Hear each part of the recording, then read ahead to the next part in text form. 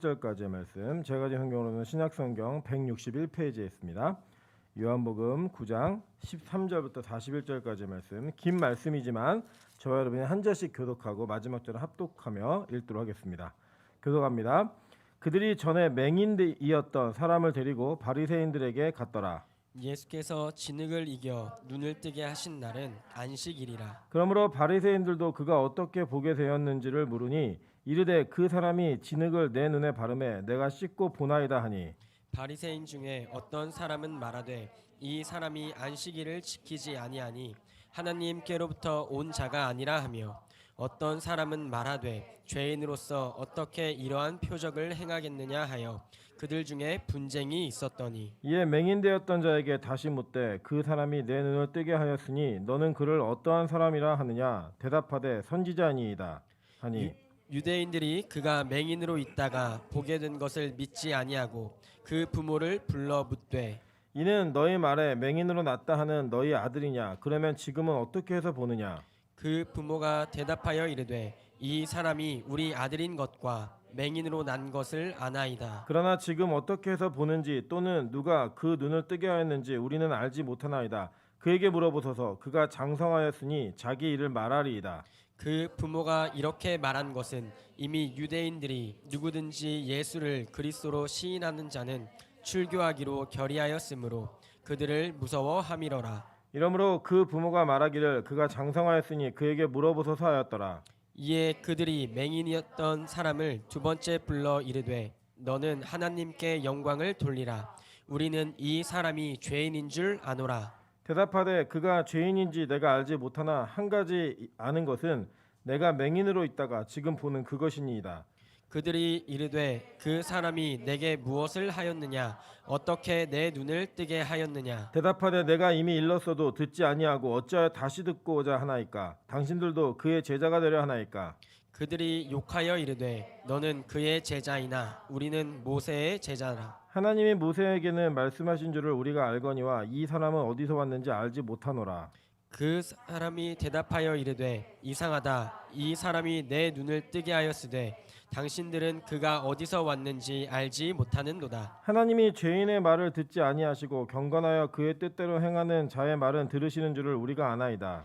창세 이후로 맹인으로 난 자의 눈을 뜨게 하였다 함을 듣지 못하였으니 이 사람이 하나님께로부터 오지 아니하였으면 아무 일도 할 수 없으리라. 그들이 대답하여 이르되 내가 온전히 죄 가운데서 나서 우리를 가르치느냐 하고 이에 쫓아내어 보내니라. 예수께서 그들이 그 사람을 쫓아냈다 하는 말을 들으셨더니 그를 만나사 이르시되 내가 인자를 믿느냐. 대답하여 이르되 주여 그가 누구시오니까 내가 믿고자 하나이다. 예수께서 이르시되 내가 그를 보았거니와 지금 너와 말하는 자가 그이니라. 이르되 주여 내가 믿나이다 하고 절하는지라. 예수께서 이르시되 내가 심판하러 이 세상에 왔으니 보지 못하는 자들은 보게 하고 보는 자들은 맹인이 되게 하려 함이라 하시니, 바리새인 중에 예수와 함께 있던 자들이 이 말씀을 듣고 이르되 우리도 맹인인가. 합독합니다. 예수께서 이르시되 너희가 맹인이 되었더라면 죄가 없으려니와 본다고 하니 너희 죄가 그대로 있느니라. 아멘. 우리 주변에 있는 분들에게 이렇게 한번 인사하도록 하겠습니다. 오래 보니 잘생긴 것 같고 예쁜 것 같습니다. 네, 우리 다시 한번 앞뒤로 인사하겠습니다. 봐도 질리는 얼굴은 아닙니다. 네, 얼마나 다행인 줄 아십니까? 질리는 얼굴이 아니라는 게 참 다행이라고 생각합니다. 네, 오늘은 요한복음 9장 13절부터 41절까지의 말씀을 가지고 눈뜬 자와 눈먼 자라는 제목으로 하나님 말씀 증거하도록 하겠습니다. 여러분, 그 노벨 문학상을 받은 사람 중에 주제 사라마고라는 사람이 있습니다. 이분이 좀 특이해요. 이력이 원래 포르투갈 사람인데 원래 그 젊은 시절에는 막 정치적인 활동들을 많이 했는데 그 당시에 이제 나라에서 금지한 정당에 가입했다가 나라로부터 이제 그 이렇게 추방 명령을 당합니다. 그래갖고 이제 이 사람이 나라도 없이 이렇게 돌아다니다가 50세에 글을 쓰기 시작해요. 그래갖고 이제 그 이분의 아주 대표적인 책이 뭐냐면 눈먼 자들의 도시라는 책이 있습니다. 여러분 이제 영화로 보신 분들이 계실 거예요. 어벤져스 이런 것만 보지 마시고 그런 것도 보시면서 이런 것도 보시고 좀 곁들여서 좀 보시면 좋을 것 같아요. 근데 그 영화를 보면 사실 이제 원작 소설보다는 좀 잘 못 맞는 것 같아요. 약간 각색도 하고 그랬지만 주는 인사이트가 굉장히 많이 있습니다. 뭐 대충 제가 짧게 줄거리를 말씀드리면 영화가 이렇게 시작합니다. 어떤 사람이 운전을 하다가 갑자기 눈이 안 보여요. 근데 까맣게 안 보이는 게 아니라 하얗게 안 보여요. 하얗게 안 보여서 병원을 갔는데 이 병원의 안과의가 눈에는 아무 이상이 없다고. 근데 나는 하얗게 안 보인다고 이렇게 얘기를 하고 이제 헤어지게 됩니다. 그런데 그 다음 날 이 안과 의사가 자신도 똑같은 증상으로 보이지 않는 거예요. 그래서 부인을 못 오게 합니다. 이거 바이러스다, 전염이다. 그래갖고 결국에는 나라에서 이렇게 보이지 않는 사람들을 모아다가 비었던 정신병원에 갖다 이 사람들 수용을 합니다. 수용을 하는데 그 끌려가는 그 와중에 이 안과 의사의 아내가 눈이 보여요. 눈이 보이는데 따라 들어갑니다. 자기도 안 보이는 척하면서 따라 들어가서 이 수용소에 들어갔는데 이게 이제 막 군인들이 막 총으로 막 위협하면서 못 나오게 하고 그 안에서 이제 배식을 하고 이제 배급이 이루어지고 막 이렇게 다 있는데 거기에 이제 첫 번째 그 안 보였던 사람들부터 시작해갖고 이제 막 들어오기 시작해요. 그래서 이제 거기 안에 이렇게 딱 있는데 갑자기 이 병이 확 퍼져가지고 이제 안 보이는 사람들이 이 수용 그 정신병원의 수용 인원을 훌쩍 넘어선 사람들이 막 밀려 들어오기 시작합니다. 밀려 들어오기 시작하는데 그 중에 이제 많이 들어오다 보니까 이제 소지품 검색이 잘 안 돼갖고 누가 총을 들고 들어와요. 이 총을 빵 쏘는 순간에 막 온 수용소안이 다 공포감으로 자리 잡습니다. 근데 다 안 보여요. 다 안 보이고 단 한 사람 이 안과 의사의 아내만 전체가 다 보입니다. 다 보이는데 희한하게도 그 총을 가지고 있는 사람이 거기에 권력이 되고 깡패 집단이 형성되고 나중에는 이제 이 병이 막 도시 전체로 퍼져가지고 이 배급이나 이런 게 잘 이루어지지 않다 보니까 그 안에서 남은 식량을 독점하고 이 식량으로 권세를 부리는 일들이 벌어집니다. 그리고 심지어는 이제 여자들에게 성상납을 시켜요.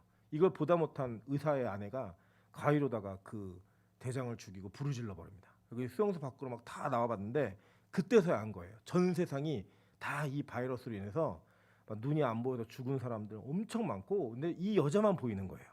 그 이 여자가 이제 집을 다시 자기네 집으로 와갖고 같이 공동 생활을 하다가 영화는 결국에는 다시 한 첫 번째로 안 보였던 사람이 눈이 보이게 되는 장면으로 끝나요. 근데 이게 사실은 이제 소설이 훨씬 재밌습니다. 보시면. 근데 어려워요. 왜 어렵냐면 이 사람하고가 주인공 이름을 안 쓰고요. 다 이제 안과 의사 부인, 첫 번째 병 걸린 사람, 뭐 이런 식으로 이름을 안 써가지고 계속 오랫동안 읽어야지만 이 스토리 이게 진행되는 건 이렇게 아는데 너무 재미있습니다. 왜냐하면 원래 이 사람하고가 그 공산당에 가입을 했다가 사회주의자 아니고 공산주의자예요. 공산주의자였다가 나중에 이렇게 나오면서 그가 지금 이 세상의 부조리가 어떠한 부조리인지를 굉장히 인사이트 있게 그려냈고, 이제 50이 되어서 글을 쓰기 시작했기 때문에 젊은 시절에 치기로 쓴 게 아니라 그래도 인생을 좀 살아본 상태에서 글을 쓰다 보니까 인간의 본성을 굉장히 간파하는 글을 많이 썼습니다. 그래서 개인적으로 읽어보시면 참 재미있게 읽으실 거예요. 근데 여기 이 장면에서 이제 시사하는 게 있는 거예요. 그러니까 뭐냐면 눈은 안 보이는 사람에게 사실 총이 필요 없거든요. 총을 맞추지도 못해요. 그러니까 심지어는 보이는 여자가 조롱합니다. 너네 맞추지도 못하잖아. 그래서 막 걸어다니는데 진짜 못 맞춰요. 안 보이니까. 그런데 그걸 들고 있는 게 힘인 거예요. 그리고 심지어는 그 힘에 같이 안 보이는데 다 굴복을 해요. 그 눈뜬 사람은 그걸 보면서 그 일이 얼마나 미련하고 멍청한 일인가를 이 여자의 안과 의사의 아내의 눈으로 다 고발하는 거예요. 심지어 영화에서는 안 보이는 남편이 안 보이는 여자와 불륜을 저지르는데 그걸 이제 그 아내가 그걸 지켜봐요.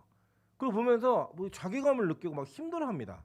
근데 결국 사람하고가 표현하고자 했던 건 뭐냐면 지금 이 세상이 그렇다는 거예요. 장님들이 자기들에게 보이지도 않는 사람들이 자기들이 보이지도 않는 힘을 가지고 있는 것을 서로 인정해주고 그걸 과시하면서 살아가고 있는 세상에 우리가 살고 있다는 거예요. 아무 의미 없는 건데, 그러면서 그 형국이 얼마나 미련한 일이고 얼마나 바보스럽고 우스꽝스러운 일인지를 고발하는 거예요. 그 여자의 눈을 통해서. 저는 이것이 우리 성경이 우리에게 주는 인사이트 중에 하나라고 생각합니다. 여러분 잘 생각해줘 이런 겁니다. 하나님 보실 때는요, 맹인들의 모임이에요. 이 세상이. 보이지 않는 사람들이 이 세상에 더 권력을 갖고 힘을 갖고 돈을 가지면 보이지 않는 곳에 함부로 쓰고 막 쓰고 분별 없이 쓰고 있음에도 불구하고 그 힘과 능력을 그것이 서로에게 동경하고 굴복하고 우위에 군림하는 이런 가치가 되어서 서로에게 서로 그런 모습으로 막 물고 물리고 사는 세상을 살고 있더라는 거예요. 근데 거기에 진짜 영적인 눈을 뜬 사람이 딱 그걸 바라보면 왜 이렇게 바보처럼 살지? 왜 멍청하게 살지? 말도 안 되게 살지? 이러한 궁금함과 호기심으로 이 세상을 고발하고 말할 수 있는 그런 영적 시각을 우리가 갖는 인사이트를 얻는다면 저는 충분히 이 사람하고가 얘기하고자 했던 내용에 복음이라고 하는 요소를 넣을 수 있다라고 생각을 합니다. 오늘 그런 관점으로 이 본문에 있는 등장 인물들을 바라보면 참 재밌는 일이 벌어집니다. 어떤 일들이 벌어지냐면 원래 이 본문에서는 원래 1절부터 읽으면 예수님께서 등장을 합니다. 그리고 날 때부터 맹인된 사람이 있었어요. 이 사람을 고쳐요. 고치는데 처음에 이 사람들 보고 사람들 묻습니다. 이 사람이 부모의 죄 때문에 그래요? 자기 죄 때문에 그래요? 지들이 물어요. 그랬더니 예수님께서 하시는 말씀이 하나님 일 때문에 그래, 영광 때문에 그래 라고 얘기하면서 이 사람 눈에다가 진흙을 이겨발라요. 침을 뱉어가지고 이겨바른 눈을 실로암 가서 씻어올 때 이 사람 가서 씻었더니 실제로 눈이 밝아졌어요. 근데 이게 밝아진 장면을 보고 사람들이 다 놀라는 거예요. 얘 국어라도 낸데 평생 국어라도 낸데 갑자기 눈을 떴네. 너 눈 어떻게 떴니? 그랬더니 이제 이 사람이 예수라는 사람이 이렇게 하라고 해서 내가 했더니 눈을 떴어요 라고 말을 합니다. 근데 그게 공교롭게 무슨 날이었느냐? 바로 안식일이었어요. 그러니까 이 바리새인들이 안식일에 눈을 뜨게 한 이 예수를 공격하기 위해 눈을 떤 장본이었던 맹인이었던 사람을 데려다 놓고 지금 취조하는 장면을 여러분 읽으신 거예요. 한번 생각해 볼까요? 눈을 태어나면서부터 보지 못했던 사람이 눈을 떠서 보고 있다. 그리고 그 사람이 사실 여러분 예루살렘에 가보시면 그 막 큰 성읍이 아니에요. 작아요, 굉장히. 그러니까 아마 유명했을 거예요. 이 사람은 인구도 얼마 되지 않았고 우리 옛날에 그 어르신들은 기억하시겠지만 시골 촌동네 이렇게 사시면은 사돈의 팔촌까지 다 알잖아요. 저 집에 누구 산다, 저 집에 숟가락에 몇 개다 다 아는 그런 상황 속에 구걸하던 맹인이 눈을 떴어요. 여러분 안식일에 눈을 떴다라고 이게 가정을 한다면 안식일에 눈을 뜬 그 장면 속에 우리가 놀래야 되는 건 뭐예요? 원래 우리가 굉장히 놀래고 감명 깊게 받아야 되는 건 어떻게 나면서부터 맹인되었던 사람이 눈을 떴지? 이거잖아요. 근데 지금 율법을 너무 잘 알고 모세의 제자라고 하는 사람들이 모여가지고 지금 이 나면서 맹인되었다가 눈뜬 자를 취조하는데 내용이 뭐냐면 왜 안식일에 눈을 떴냐는 거예요. 어떻게 눈을 뜨게 했냐는 거예요. 여러분 실제로 이런 일이 우리 가운데 있을 수 있다는 겁니다. 여러분 잘 보시면요. 이 장면 속에서 우리가 몇 가지를 좀 볼 수 있는 인사이트가 좀 있어요. 첫째는 그 상황을 한번 우리가 재현해 볼게요. 예수님이 이 남자를 만나셨잖아요. 그리고 하나님의 영광을 위해 일이 벌어졌다라고 얘기했는데 그 영광을 경험한 사람에게 사실은 안 보이다가 눈이 보여지면 얼마나 기쁘겠어요. 얼마나 행복하고 신기하고 즐겁고 놀랍겠어요. 그 놀라운 장면이 이에게는 계속된 즐거움이 아니었을 거예요. 왜냐하면 그 눈 뜬 것 때문에 지금 끌려가서 취조를 받는데 지금 어떤 상황까지 갔냐면 예수를 그리스도라고 시인한 사람을 출교시키겠다라는 함정을 파놓고 부모에게 묻고 이 당사자에게 묻는 거예요. 그러니까 부모가 너무 겁이 나가지고 다 알아요. 예수가 했다는 것도 알고 왜 맹인이 눈을 뜨는 사역이 신약에만 나오냐면요. 이 구약에서는 많은 기적과 이적들이 있는데 맹인이 눈 뜨는 게 안 나와요. 근데 이사야서에도 그랬고 출애굽기에도 그렇고 맹인된 사람을 눈을 뜨게 하는 그 역사는 메시아 즉 하나님만이 할 수 있다라는 구절들이 있습니다. 그래서 예수님께서 이 땅에 오셔서 많은 병자들을 고치시지만 소경의 눈을 뜨게 하는 게 5번이 나와요. 그 5번을 통하여 예수님 뭘 말씀하고 싶었냐면 내가 메시아이고 안식일의 주인이다. 이걸 얘기하고 싶으셨던 거예요. 그러니까 이렇게 얘기하는 그 장면이 의도적으로 연출되어져서 이 남자에게 일어난 그 사건 때문에 지금 이 남자는 원래는 이 일이 굉장히 그 축제가 분위기가 돼야 되고 막 기쁨의 분위기가 돼야 되는데 그게 아니라 지금 취조당하고 있는 거예요. 끌려가서 심지어 출교의 위기에 놓여가지고 나중에는 어떻게 되냐면 정말 출교가 됐어요. 그죠? 여러분 생각해 보실까요? 예수를 만나면 예수를 경험하면 일이 잘 풀려야 되고 일이 막 행복해야 되는데 영적인 눈이 띄어지고 여기서 이제 육적인 눈이 띄어지는 건데 요거를 이 내재되어진 의미를 해석을 하면 지금 이 가운데 진짜 맹인은 눈을 뜨고 보고 안다고 하는 바리새인들인 거고 보지 못했으나 맹인이었지만 그분이 메시아임을 아는 그리고 그분에 대한 믿음을 고백하는 이 남자는 진짜 눈을 떴던 사람인 거예요. 볼까요? 먼저 어떻게 얘기하냐면요. 누가 뜨게 했니? 라고 얘기하니까 11절 한번 볼게요. 대답하되 예수라 하는 그 사람이 진흙을 이겨 내 눈에 바르고 나더러 실로암 가서 씻으라 하기에 가서 씻었더니 보게 되었노라 라고 얘기했어요. 그죠? 처음에 이 사람을 예수라는 사람이라고 얘기했어요. 두 번째 물으니까 뭐라고 얘기하냐면 17절 보세요. 이에 맹인되었던 자에게 다시 묻고 그 사람이 내 눈을 뜨게 하였으니 너는 그를 어떠한 사람이라 하느냐 대답하되 선지자이니이다 라고 얘기했어요. 두 번째는 이 고백이 선지자로 바뀌었어요. 자, 세 번째는 어떻게 바뀌냐면요. 33절 보세요. 이 사람이 하나님께로부터 오지 아니하였으면 아무 일도 할 수 없으리이다 라고 얘기하면서 하나님께로부터 온 자라고 얘기합니다. 마지막에 이가 뭐라고 고백하냐면 38절 보세요. 이르되 주여 내가 믿나이다 라고 얘기하면서 이 사람의 믿음이 점진적으로 예수가 나의 주님임을 메시아이고 그리스도임을 고백하는 방향으로 전진합니다. 그죠? 전혀 진행해 가는 거예요. 그런데 반대로 지금 모세의 제자라고 하는 바리새인들과 율법사들은 지금 이 사람이 그 믿음을 고백하고 예수에게로 점점 다가가는 것만큼 지금 멀어져 가고 있는 거예요. 네, 반대로 그 나중에는 좀 출교를 시켜버려요. 이 고백을 하는 이 남자를. 근데 여러분 이거 의아하지 않으세요? 예수님이 이 재판의 소식을 몰랐을까요? 여러분 되게 이거 화제였을 거예요. 예를 들면 우리 가운데서도 뭐 정인이 양부모 재판하는 거, 뭐 지금 한강에서 죽은 누구 그 사람에 대한 어떤 친구와 무슨 일이 있었는가, 이 관심 이게 아마 전 국민적으로 지금 다 관심을 갖고 있잖아요. 이슈가 되는 것만큼 지금 예루살렘이라고는 아주 작은 성읍에서 남에서부터 맹인되고 구걸했던 자가 눈을 떠가지고 재판을 받고 있는데 예수님이 그걸 알았을까요, 몰랐을까요? 분명히 아셨어요. 이게 어떤 사건이 벌어지고 있는지. 근데 예수님이 나타나가지고 야 내가 뜨게 했어 이게 말해주면 좋잖아요. 근데 안 나타나시고 언제까지 기다리시냐면 이 남자가 쫓겨날 때까지 기다립니다. 여러분 이게요 출교당했다라고 얘기하는 이 내용은 우리가 지금 아 그랬나 보다라고 얘기하는 게 아니고요 아예 사회적 단절이에요. 예를 들면 조선시대에 족보에서 파버려 이거예요. 호적에서 파버려 이 정도 수준인 거예요. 그래서 일도 할 수 없고 이 사람은 이방인처럼 취급을 당해서 이 사람과 교류 자체가 안 됩니다. 지금도 메시아닉주 그러니까 유태인들 중에 예수를 믿는 사람들은요 집안에서 내가 예수를 주로 믿는다라고 고백하는 순간 모든 친척 관계가 다 끊어져요. 그러니까 고독과 외로움과 싸울 수 있는 각오가 되어야지만 그 고백을 할 수 있는 거예요. 그러니까 지금도 마음으로는 예수를 믿어도 고백 못하고 있는 유대인들이 되게 많아요. 그걸 고백하는 사람들은 정말 모든 걸 다 포기한 사람들이에요. 그 정도의 개념이라면 이 남자에게는 이 당시는 더 심했겠죠. 이게 예수에 대한 반발심이 엄청 크니까. 예수님은 우리에게 이렇게 오신다는 거예요. 참 어렵죠 마음이. 그죠? 자, 본문은 이렇게 얘기합니다. 마태복음 그러니까 간지 볼게요. 1번입니다. 마태복음 5장 10절부터 12절입니다. 의를 위하여 박해를 받는 자는 복이 있나니 천국이 그들의 것입니다. 나로 말미암아 너희를 욕하고 박해하고 거짓으로 너희를 거슬려 모든 악한 말을 할 때에는 너에게 복이 있나니 기뻐하고 즐거워하라. 하늘에서 너희의 상이 크미니라. 너희가 전에 있던 선지자도 이같이 박해하였느니라. 너희 전에 있던 선지자도 이렇게 박해당했다는 거예요. 그러니까 이 박해는 시대를 막론하고 선지자, 즉 하나님의 말씀을 지키고 의를 지키고 하자 하는 자들에게는 계속 있었던 일이라는 거예요. 그러니까 박해가 없는 시대가 있다 없다?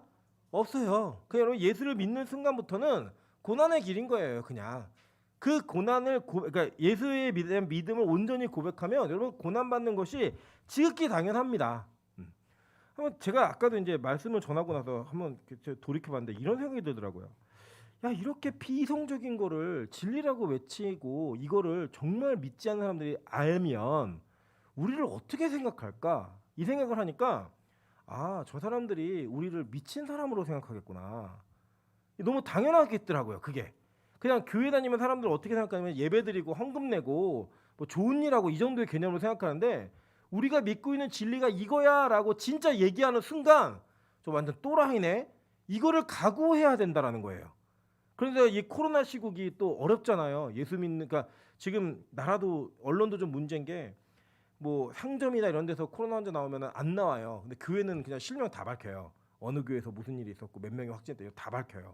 그러다 보니까 교회가 엄청 문제를 일으키는 것처럼 얘기되어지고 있는데 뭐 그거 여러분 좀 이상하게 생각하지 마세요. 그냥 믿음이라는 게 생기고 그 믿음의 복음의 역사가 이루어진 이래로 안 그랬던 적이 없다고요. 그냥 그게 있는 일이에요. 그냥 뭐 그렇지 않은 사회가 되면 여러분 좋은 사회가 되실 것 같아요? 절대 그렇지 않아요. 그냥 쭉 있는 일이에요. 그냥 하나님은 우리의 인생을 그렇게 인도하신다라는 거예요. 그래서 여러분 예수 믿는 거는요. 자기가 누리고자 하는 욕망을 포기하지 않으면, 즉 더 쉽게 말하고 정확하게 말해서 자아를 부정하지 않으면 정말 예수를 믿겠다라고 그리고 믿는다라고 고백하기 힘든 종교예요. 그래서 볼게요. 누가복음 6장 22절. 이거 못합니다. 누가복음이에요. 인자로 말미암아 사람들이 너희를 미워하며 멀리하고 욕하고 너희의 이름을 악하다 하여 버릴 때에는 너희에게 복이 있도다. 그날에 기뻐하고 뛰놀라 하늘에서 너희의 상이 큼이라. 그들의 조상들이 선지자들에게 이와 같이 하였느니라. 비슷한 얘기죠, 그죠? 근데 비슷한 얘기인데 거기 보니까 심지어 어떻게 한대요? 욕하고 악하다고 버린대요. 그때 어떻게 하래요? 기뻐 뛰래요. 우리가 뭐 예를 들어 뭐 합격했습니다, 당첨됐습니다, 이런 거 엄청 기쁘잖아요, 그죠? 막 소리 지르고 막 환호성 이럴 수 있고. 근데 이게 뭐예요? 욕을 얻어먹을 때 기뻐하는 거예요. 야 이 개독들아 그러면 와 기뻐하고, 야, 또라이다 그러면 막 좋아하고, 복 터졌다 복 터졌다 이게 하라는 거예요. 이게 복이라는 거예요. 이게 왜 복이냐면 하늘의 상급이 커진다는 거예요. 하늘의 상급이. 여러분 이게 그냥 우리가 말은 쉽지만 실제로 이런 일이 벌어지면 이게 쉬울까요? 저는 진짜 어렵다고 생각해요. 제가 그래도 특수 요원이었잖아요. 공익근무 요원, 그죠? 특수 요원 생활하면서 예수 믿는 사람들이 수요예배를 직장에서 나오는 게 얼마나 힘든 일인지를 그곳에서 봤어요.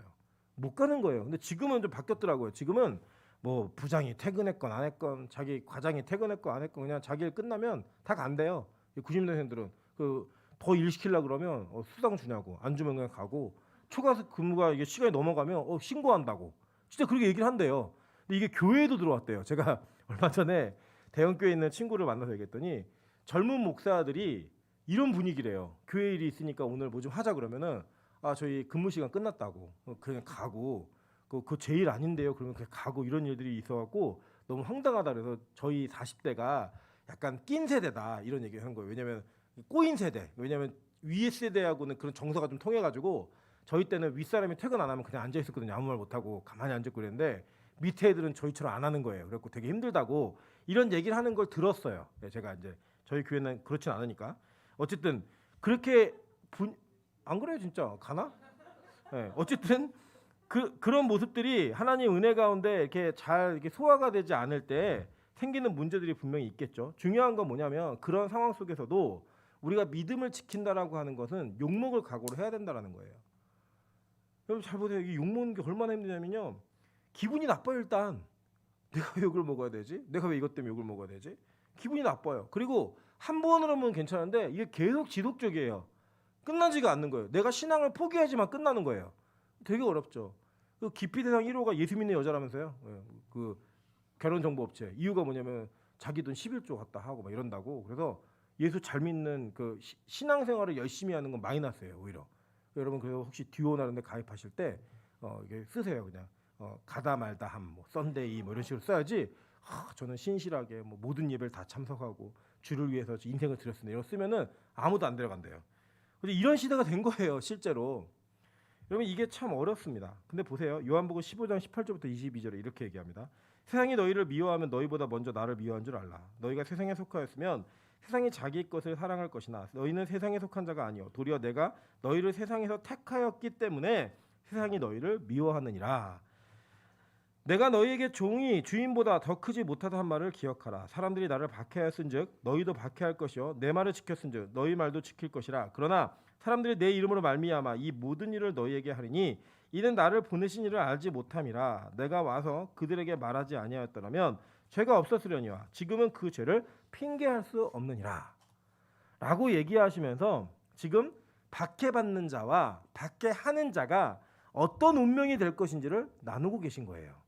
여러분 예수님의 재림은 구원과 심판이 같이 이루어집니다. 그리고 여러분이 왜 하나님이 우리를 의인들이 악인들에게 매맞게 하시는가, 왜 악인들이 의인을 살인하게 그냥 허용하시는가, 그것을 통해서 의인에게는 상급이 쌓이는 거고요 악인에게는 심판이 쌓이는 거예요.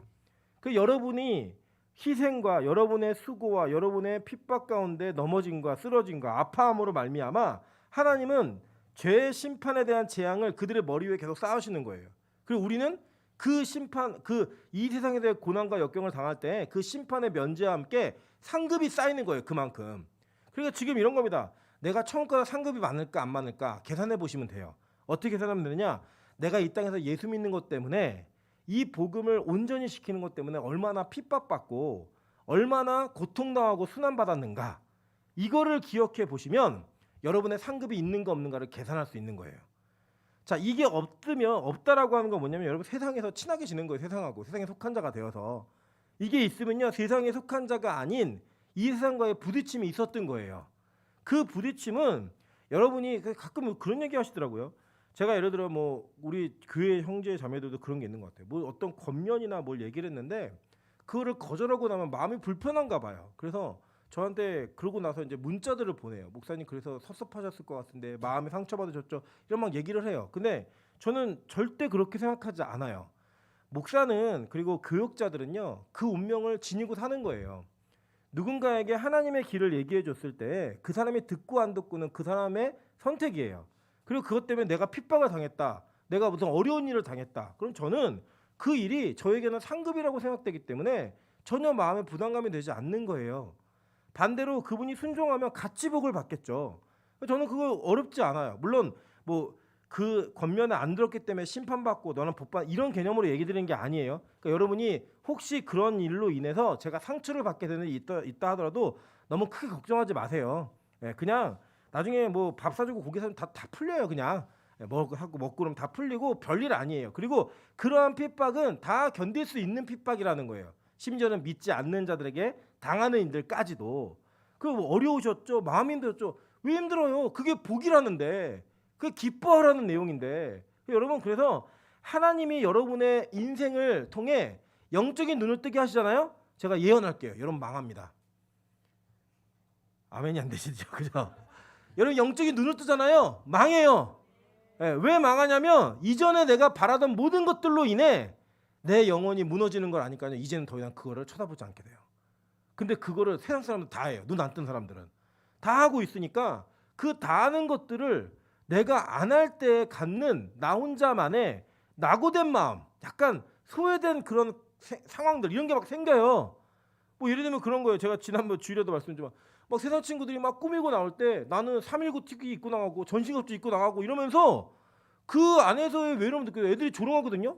너 거지야? 막 이러면서 뭐 도와줄까? 막 이런 얘기 듣고 뭐 그럴 때 당당할 수 있는 그 당당함, 기쁜 거예요. 그냥 다르게 사니까. 내가 이전에 세상에 살 때 눈 뜨지 않았을 때 추구했던 것들을 추구하지 않는 거예요. 이제는 우리 일생에서 우리 상황 속에서 정말 추구해야 될 것이 무엇인가를 붙들고 그 가치를 붙들고 살잖아요. 그럼 세상에서는요 사람들 우리를 보고 망했다고 얘기한다니까요. 와, 쟤는 학벌도 늘리지 않고 뭐 재산도 안 모으고 맨날 나누고 맨날 뭐 주님 섬긴다고 예배 드린다 그러고 얘 망했네 망했네 이렇게 얘기하는 게 이 세상의 원리예요. 하나님이요 그렇게 사는 것들을 갚아주실 수도 있지만 안 갚아주시고 그냥 그렇게 살 수도 있어요. 진짜라니까요. 안 갚아주시고 그냥 그렇게 살 수도 있어요. 그런데 진짜 복이 뭔지 아세요? 그 사람이요 만약에 눈을 뜨지 못했더라면 그는 자기의 동량 바구니에 얼마가 들어왔느냐가 그에게 복이었을 거예요. 그리고 평생 구걸하면서 땅 바라보고 지나가는 사람들이 적선해주는 동량에 그가 행복해하고 즐거워하는 기쁨으로 그의 일생의 거지의 인생을 연명해 갔겠죠. 그죠? 그런데 그가 눈을 뜨고 난 다음에 그는 더 이상 구걸할 수 없는 사람이 돼요. 그리고 나서 어떤 일이 벌어진지 아세요? 예수를 그리스도로 영접하는 거예요. 그게 진짜 복이라는 거예요. 진짜. 여러분 그거를 우리가 복으로 생각하실 수 있는 수준까지 가시려면 되게 쉽지 않아요. 여러분 그냥 이게 성경의 내용 속에 내가 읽고 있는 글 속에 이게 복이라 그러니까 아멘이라고 쉽게 얘기하시지만 여러분 그게 여러분의 삶의 실제고 생활이라고 한번 생각해 보세요. 진짜 힘들다니까요. 정말 어렵다니까요. 그런데 그거를 아멘으로 받아들이는 게 복이라고 얘기하는 거예요. 여러분 예수님은 이 땅에 그렇게 오셨습니다. 그렇게 오셨다라는 거예요. 이 본문을 통해서 우리가 뭔가를 좀 더 이렇게 얘기한다면 이런 겁니다. 지금 그 율법사들, 모세의 제자라고 얘기하는 사람들은요, 이 사람이 눈 뜬 거에 아무 관심 없어요. 뭐에 관심 있느냐? 왜 안식일에 눈을 떴느냐? 어떻게 눈을 뜨게 했느냐? 라고 하는 거에만 관심이 있는 거예요.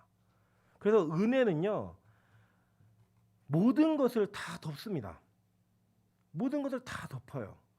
그런데 은혜가 없는 교회는요 자꾸 모든 것을 다 문제 삼는 일이 돼요. 그래서 저는 우리 교회가 좀 은혜 있는 교회가 되었으면 좋겠습니다. 웬만한 거 다 그냥 넘어가는 거예요. 그냥 웬만한 건 그냥 다 이해하는 거예요. 품어주는 거예요.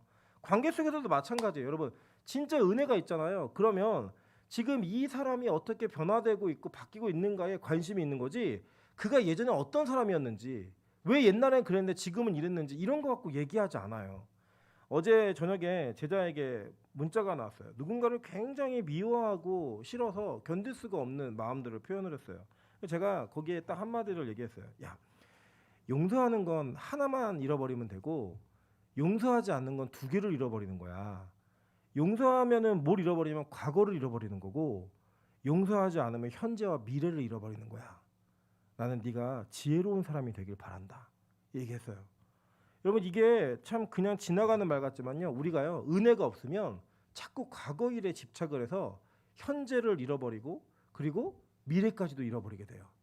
그러니까 자기 정해진 틀, 자기의 정해진 룰을 자기 의죠, 자기의 선을 못 벗는 사람들은 이 사람이 회복된 거에는 관심이 없는 거예요. 관심이 없는 거예요. 그럼 만약에 저는 그렇게 했어요. 만약 우리 교회가 여기서 막 헤비메탈 노래를 찬양해갖고 청년들이 변할 수 있다면 저는 할 거예요. 네. 비보잉을 해가지고 권사님들이 은혜 받을 수 있다면 할 거예요. 저는. 네. 막 뛰고 뭐 하고 뭐 할 거예요. 네. 그게 진짜 진리를 벗어나지 않는 관념이라면 모든 것이 우리에게 허용되어 있다고 전 믿어요. 그런데 우리는 여전히 자기 틀과 자기 생각에 사로잡혀서 그걸 받아들이지를 못하는 거예요. 여러분 그렇게 나를 세우고 나의 기준이 온전하다라고 믿고 있는 자들이 복음을 가장 방해하는 자들일 수 있다라는 거예요. 이 사람들 근데 뭘 갖고 얘기하는 줄 아세요? 율법 갖고 얘기하는 거예요. 율법의 안식일을 하지 말라고 했거든요. 그래서 이 사람들이 일이 뭐냐, 율법의 날에 하는 거 하지 말라니까 일이 뭐냐, 이거를 결정해 주는 사람들이 랍비들이었고 율법사들이었어요. 이 율법사들이 어떻게 했냐면 이런 겁니다. 예를 들면 걸어가는데 오리 이상을 가면 일이에요. 그리고 옷이 헤어졌는데 여기다가 뭐 상처가 났는데 여기다가 상처에다가 이게 상처에 피를 흐르는 거를 이렇게 막아놓으면 일이 아니고 닦으면 일이에요. 그리고 안식일에 앞으로 걸으면 일이고요, 뒤로 걸으면 일이 아니에요. 여러분 가시면 이스라엘 가시면요, 안식일 그러니까 금요일에 토요일 넘어가는 날에 사람들이 이게 해가 탁 지잖아요. 갑자기 걷다가 뒤로 걸어요. 막 뒤로 걸어요. 일이 아니라고. 우리나라에도 유대인들이 있죠, 그죠? 공원에 가면 아주머니들이 자꾸 뒤로 걸으시면서 유대인 흉내를 내시면서 막 뒤로 다니시는 분들 계시죠? 밤만 되면. 이런 말도 안 되는 어떤 조항들을 만들어 놓고 그거를 밝히 아는 것이 눈이 밝다고 얘기하는 거예요. 그러니까 자기들의 관점으로 누군가를 평가하고 누군가의 기준을 갖고 자꾸 죽이는 일만 하는 거죠. 생명 살리는 일이고 눈을 뜬 일이 중요한 거잖아요. 저는 무슨 짓을 해서라도 영원히 살 수 있다면, 그게 성경에 위배되지 않는다면 저는 할 수 있다고 생각해요. 교회는 그렇게 해야 된다고 생각합니다. 여러분 그러나 우리 안에 우리가 가지고 있는 기준, 우리가 가지고 있는 생각이 남을 죽이는 잣대라면 여러분 그거 빨리 꺾으셔야 돼요. 빨리 버려버리셔야 돼요. 영원한 거 없습니다.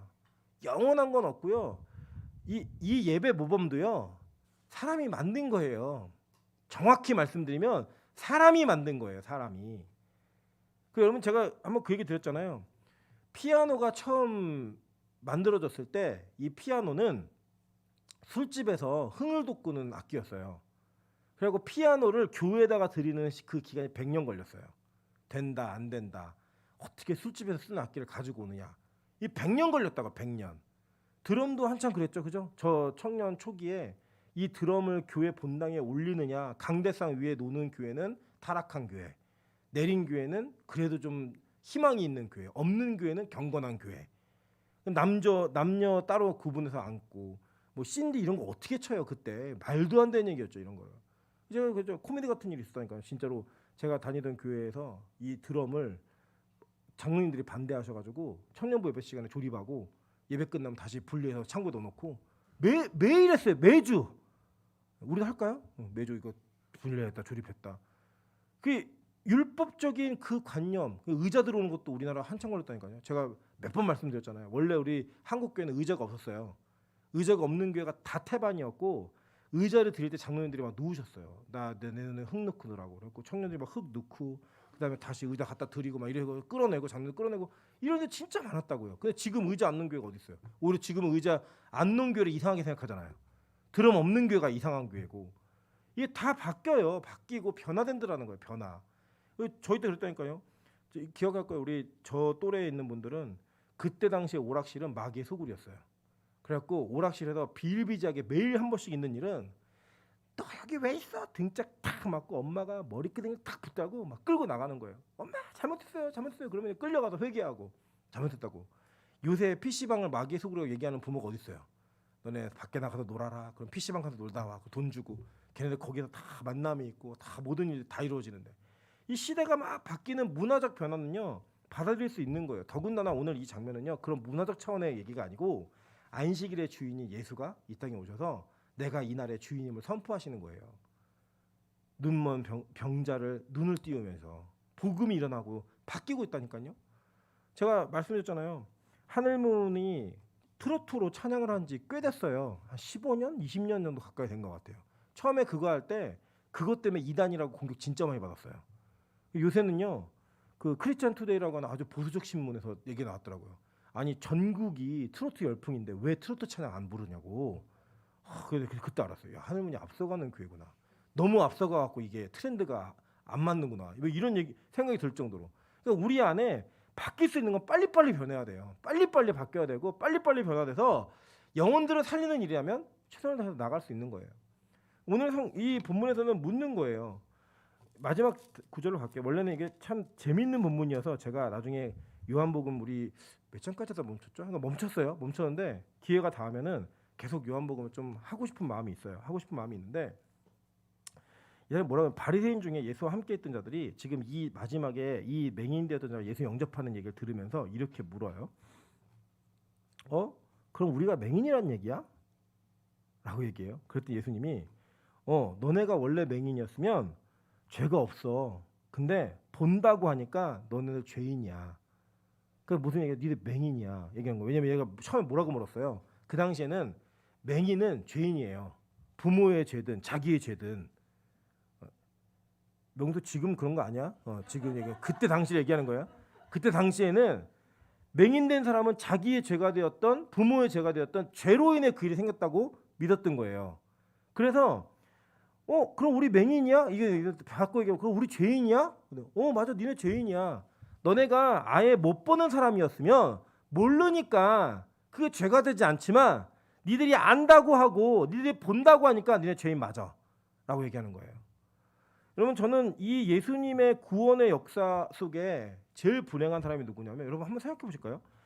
인류 전체 역사 가운데 예수님이 공생애를 사시던 시대에 같이 살았던 사람들이 얼마나 큰 복이에요. 그죠? 우리 예수님 보고 싶은 마음이 있으시잖아요. 그죠? 근데 같이 살았어요.